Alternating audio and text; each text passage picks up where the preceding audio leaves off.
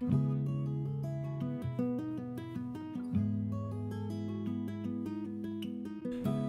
everyone, thank you for joining us on Wandering Minds live from Appleton North High School in Appleton, Wisconsin. Co-producers Andrew Ida and Emma Hammond. Narrated by Mr. Eric Eastman. Wandering Minds to us means exploring our thoughts, exploring the world around us. In this week's podcast, we will discuss how you go in with depression and you go out with 126 different personalities.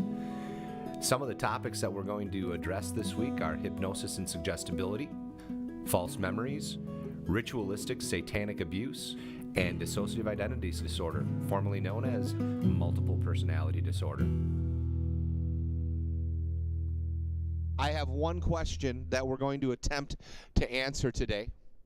And that question is, how can somebody go into therapy with depression and walk out of therapy 6 to 7 years later with 126 different personalities? How can that happen? Well, here's the deal. When you're a therapist, you really kind of approach things with a very simple directive. You assess the situation. You try to describe the behavior, you try to understand the behavior, you try to predict the behavior, and you try to control the behavior. You try to describe the behavior. If a person is depressed, okay, what is it? They're lethargic. They don't find joy in things that they used to enjoy. Okay, they miss work. They miss school. Thoughts of suicide, first step. Second step is you attempt to understand. You have to answer the question, why? Why are they feeling this way? Why are they thinking this way? Did they lose somebody close to them? Did something traumatic happen recently? Predict. If you were to take something, and let's say somebody is depressed and it happens to be February in the great state of Wisconsin. Well, we need to be careful because there's a lot of people that are a little down in the dumps in February in Wisconsin because, number one, we haven't seen the sun in 3 months. Number two, it is just desperately cold. Number three, we probably don't exercise as much because we can't get outside. So we need to predict, when does this happen? What are the triggers? And then the final one, and this is the one that can be scary, is to control. Is to control the behavior. A lot of times when you think about controlling the behavior, you think that we want to make sure that we're controlling everything that they do. That's not what controlling the behavior means. What it means is that we want to control the abnormal behavior. We want the maladaptive behavior to be under wraps.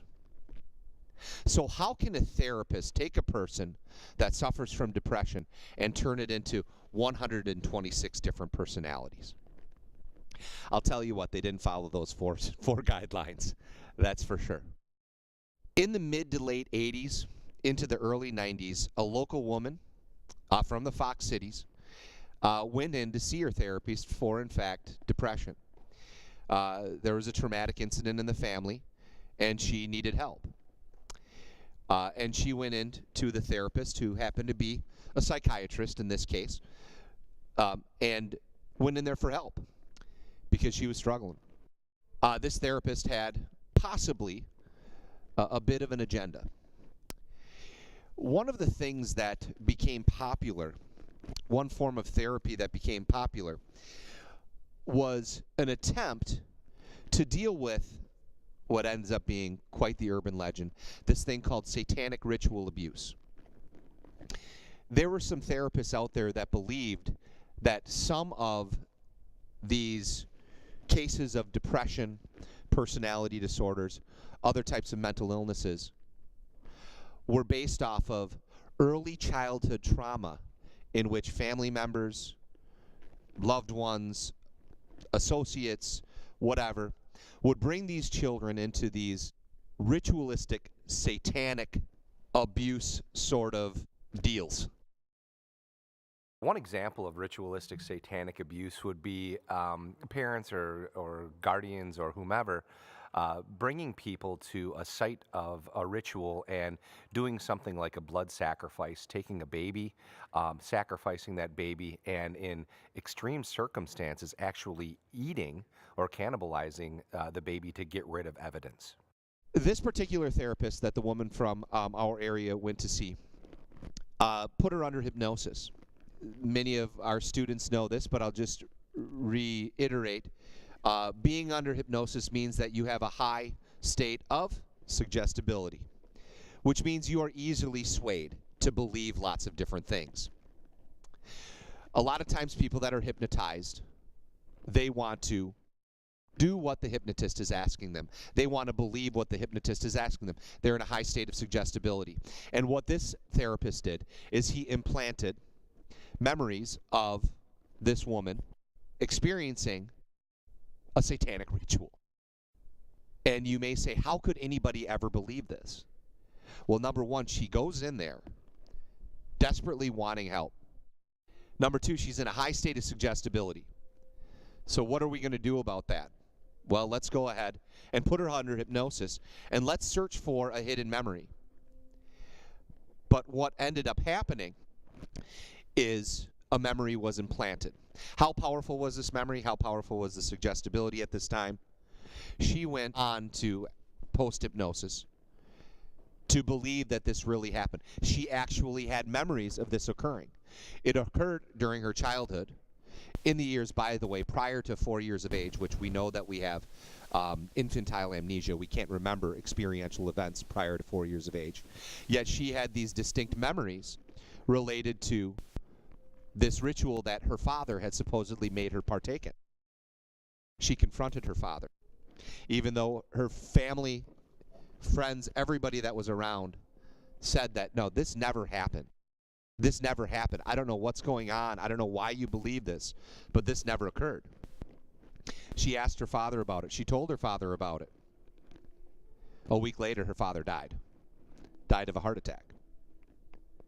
Because what many people think is that he was so absolutely incredibly upset that his daughter believed this. Still under guidance from this therapy and this therapist, he explored further into her unconscious mind and dug out these so-called other personalities. What I want to just talk about very briefly is the history of multiple personality disorder. When I say multiple personality disorder, that is an often used phrase, but it's outdated. Okay, we don't call it multiple personality disorder anymore because it's not classified under personality disorders. What they call it now is dissociative identity disorder. And what it is, and there's a lot of research being done and a lot of discussion and a lot of critique about how common dissociative identity disorder is, how real it is, or if it's something that is created by therapists. We're not here to debate that. What we're here to discuss is what is dissociative identity disorder and how did this woman end up developing it. In dissociative identity disorder, what a person has is they have an incredibly traumatic event in childhood, like experiencing satanic ritual abuse. And what these individuals do is they create a block from consciousness. And what they do is they dissociate. They separate their mind from their body. And what takes place of their mind is another personality. Okay? These other personalities come out whenever the person is incredibly anxious. Whenever there are triggers that this memory is starting to come to the surface. You got me? So all of a sudden something triggers this memory. Okay? The slam of a door. A drip on a faucet. And all of a sudden, that memory of, let's say, satanic ritual abuse starts to rise to the surface. And no, we can't deal with that, so we create another personality to be able to deal with that. Kind of crazy. But it does happen.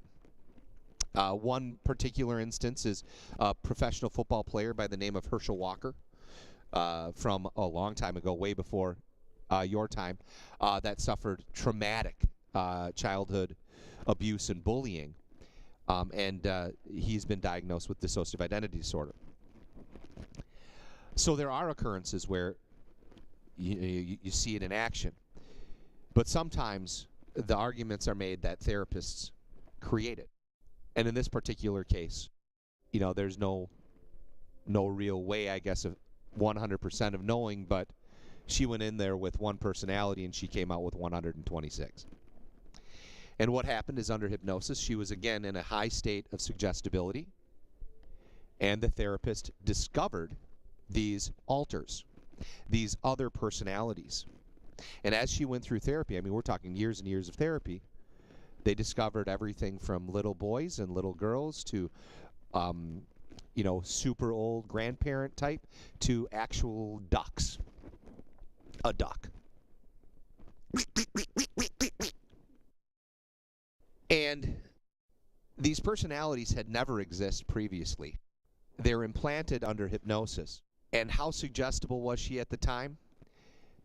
When she came out of hypnosis, she started to experience the symptoms of multiple personality disorder or dissociative identity disorder.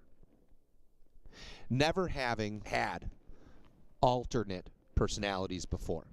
How did they know that? Well, she never showed alternative personalities before. Long story short, she went into therapy looking for help. She came out of therapy with 126 different personalities. Obviously, something went desperately, terribly wrong. And ultimately, they sued. And when all things were filtered out, she and her family ended up receiving $2.4 million. But the doctor, in exchange for settling the case, the doctor did not have to claim liability, that it was his fault. So he can still practice psychiatry. This shows what sort of power that therapists can have over their clients, their subject, their patients. And as a psychology teacher, I absolutely recognize the importance of therapy. I've experienced therapy on a personal note. I've gone to therapists before. They've helped me tremendously. But they can have a tremendous amount of power. It's very, very sensitive sorts of experiences. So now what I'd like to do, obviously I think there's probably going to be a ton of questions, and I want to open it up to questions. So let's go ahead, raise your hand please if you have any questions about ritualistic satanic abuse, implantation of false memories, hypnosis, or multiple personality disorder.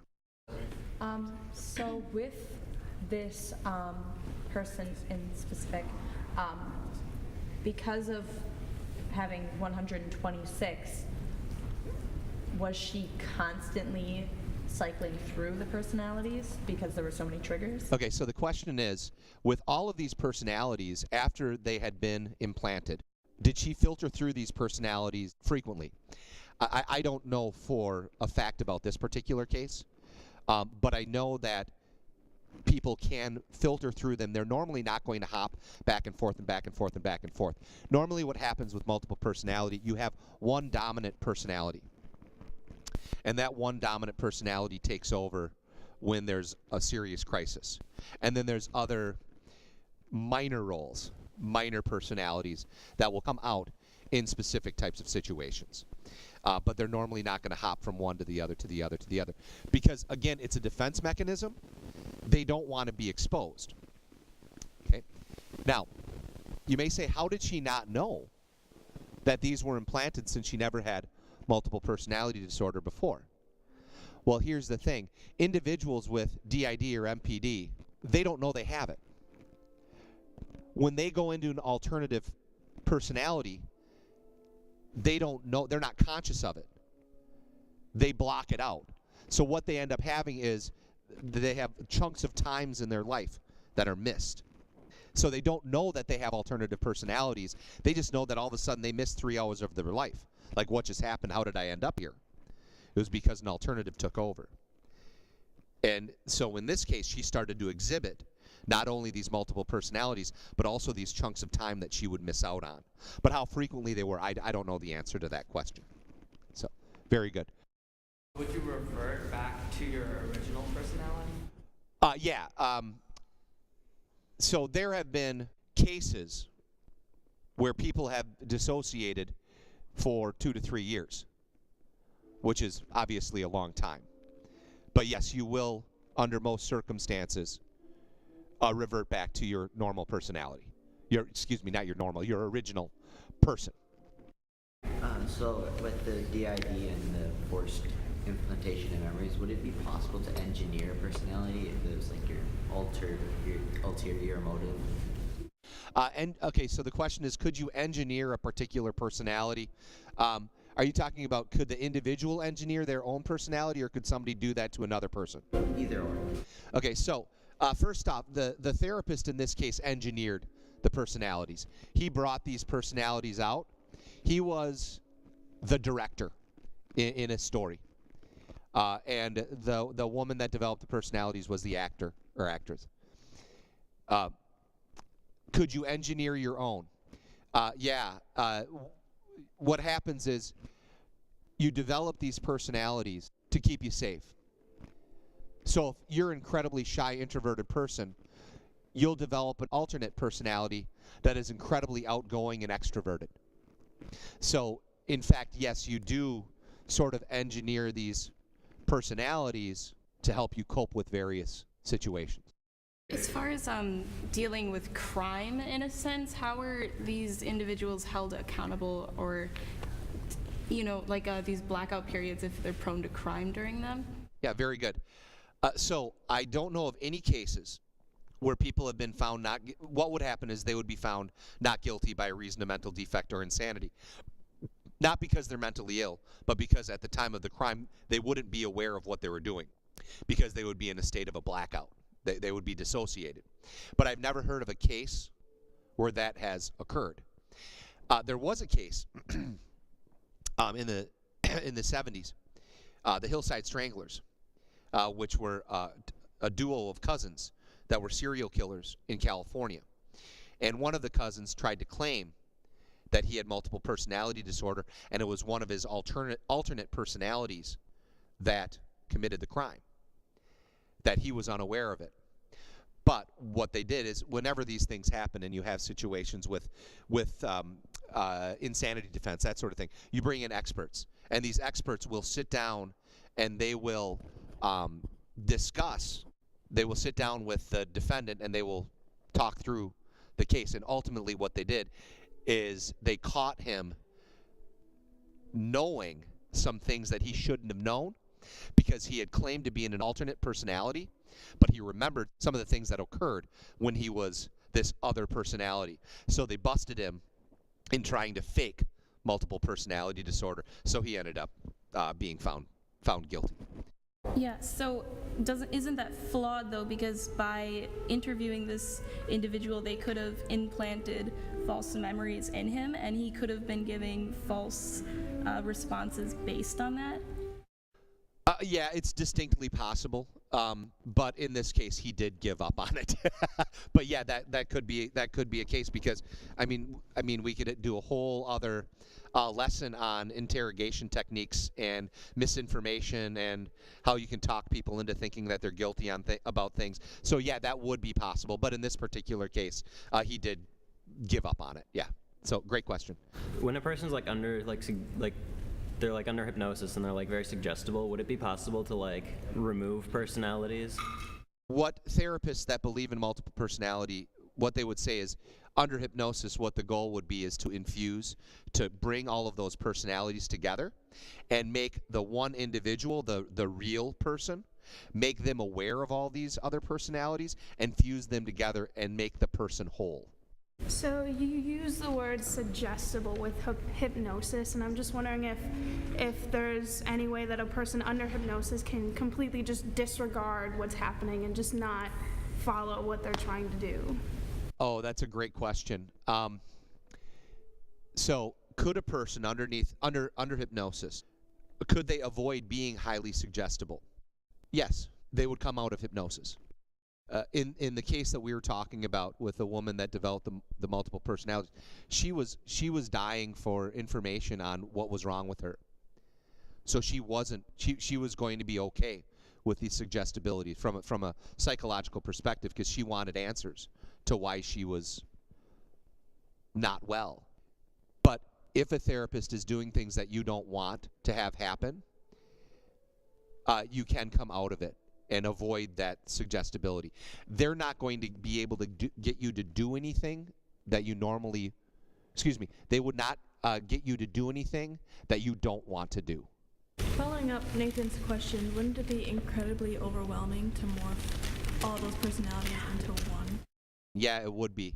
And some of the research that I've read, it takes a tremendous amount of time, years and years and years, because it's very difficult to handle. They're also, in these cases, again, very questionable, because, again, these personalities have developed because of a traumatic event in childhood, a traumatic event that you can't remember, a traumatic event that you can't remember that a psychiatrist or a psychologist digs up under hypnosis. Well, they're digging up a hidden memory under hypnosis, but you are highly suggestible. So is this memory really true? So let's say if it is true, how overwhelming is it to be aware that your dad had you participate in a satanic ritual where you sacrificed and you ate a baby? How traumatic would that be? It is absolutely incredibly overwhelming, and that's why, and I'm not, again, it's very difficult to know if those memories are true or not, okay? Because memories that are brought up under hypnosis are very, very fallible. Okay, they can be very, very, very inaccurate. But to make a short answer long, it would be very difficult to morph those personalities, not only because of the number of personalities, but also dealing with an incredibly traumatic event. So where exactly do like these alternate personalities come from? Is it just like they build up over time, or they just like something happens and they form? Where do these personalities come from? They come from the mind of somebody who is incredibly creative. So the individual actually creates these personalities, and oftentimes, again, these people are very, very creative, and that's where they come from. All right, that's all we have for today. Just remember, we don't care what you think, just as long as you keep on thinking. Thanks for listening.